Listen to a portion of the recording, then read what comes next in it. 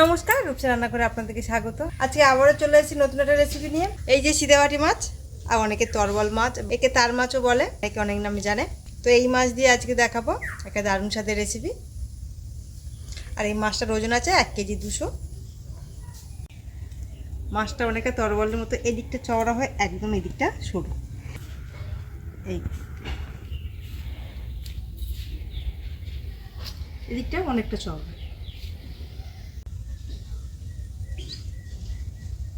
এইবারে মাছটাকে কেটে নেব। মাছটার দাঁতে এত ধার, এর খুব ধার, দাঁতগুলো হাঁ করাতে পারছি না। আগে পিছনেটা কেটে নেই।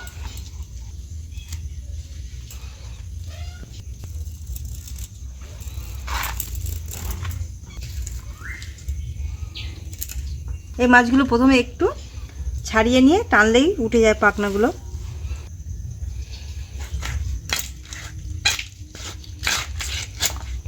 এই মাথার এই যে অংশটা আমরা বাদ দিয়ে দেবো।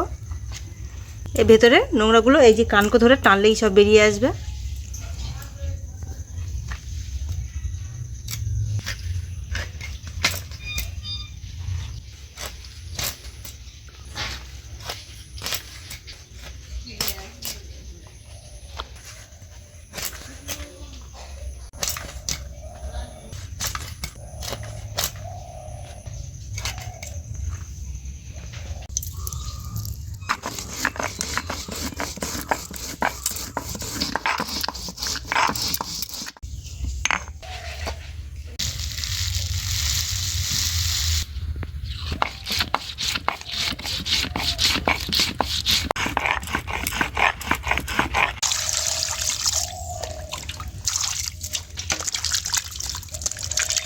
মাছটা খুব ভালো করে 2-3 বার ধুয়ে নেব।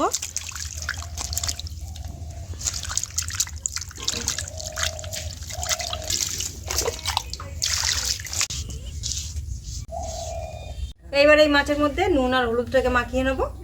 মাছের পিসগুলো দেখুন কতটা চওড়া চওড়া হয়েছে। এই যে ফার্স্ট যে পিসগুলো,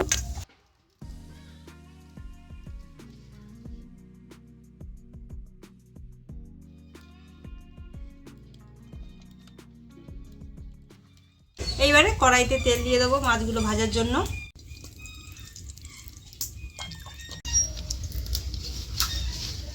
কড়াইতে মাছগুলো দিয়ে মাছগুলো ভেজে নেব।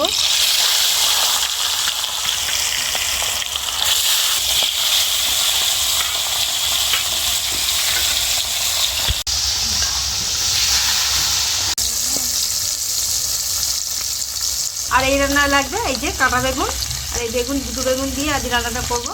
বেগুনগুলো কেটে নেব।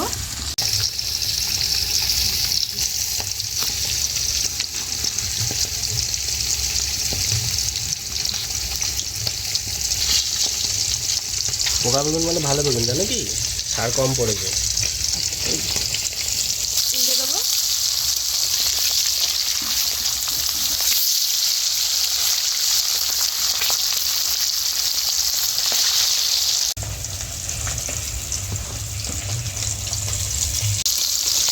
মাছগুলো 2 পিস খুব ভালো মতো ভেজে নিয়েছি, এবারে নামিয়ে নেব।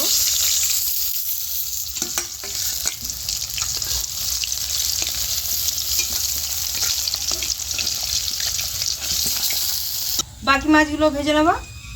আর এই মাছটার পেটে কিন্তু ডিম হয়েছে, এই যে কাটার সময় দেখানো হয়নি, তো এই যে ভেতরে ডিম আছে।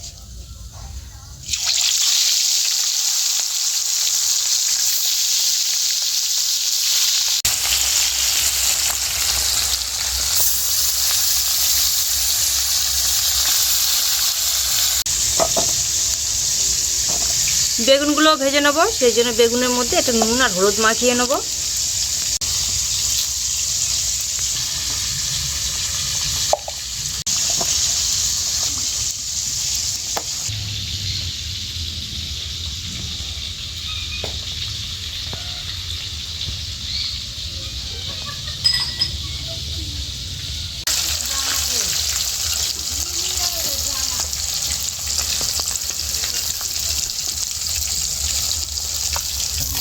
মাছ ভাজা তেলের মধ্যে বেগুনগুলোকেও ভেজে নেব।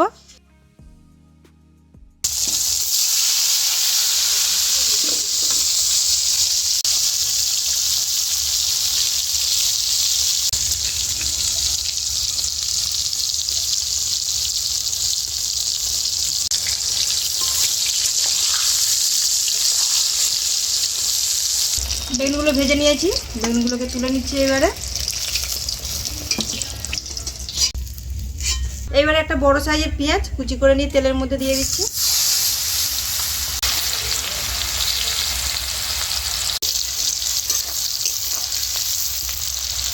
মাছ ভাজার সময় তেলটা একটু বেশি দিয়েছিলাম, সেই জন্য মাছ ভাজাও হয়ে গেল, বেগুন ভাজা হয়ে গেল, আর এই তরকারির জন্য পেঁয়াজগুলোও ভাজা হয়ে গেল। পেঁয়াজ লাল লাল করে ভেজে নিয়েছি। আদা রসুন 1 চামচ দিয়ে দেবো।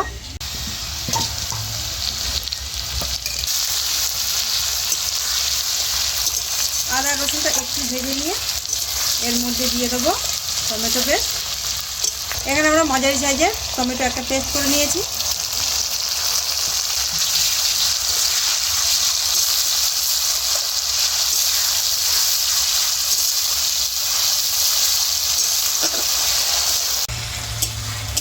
এইবারে এর মধ্যে নুন, হলুদ আর লঙ্কার গুঁড়ো দিয়ে দেবো।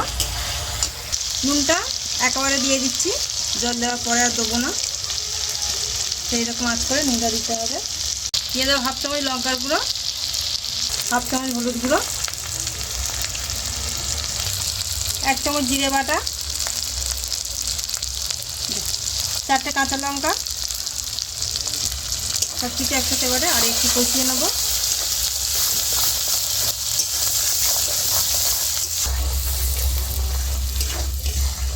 এইবারে দিয়ে দেবো পরিমাণ মতো জল। এই যে ঝোলের মধ্যে মাছ আর বেগুনগুলো পড়বে, সেজন্য একটু জল বেশি করে দেবো।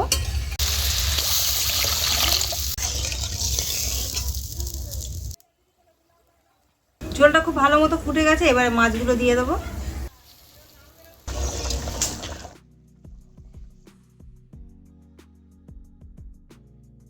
বেগুনগুলো মাছের সাথে দিয়ে দেবো।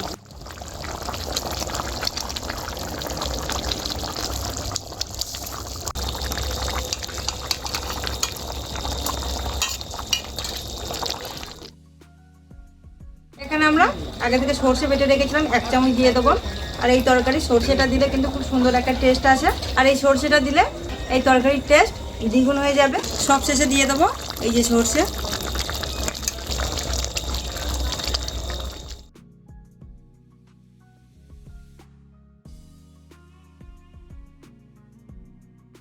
সর্ষে দেওয়ার পরে খুব ভালো করে ফুটিয়ে নিয়েছি, আর সব শেষে দিয়ে দেবো ধনেপাতা কুচি, দিয়ে নামিয়ে নেব।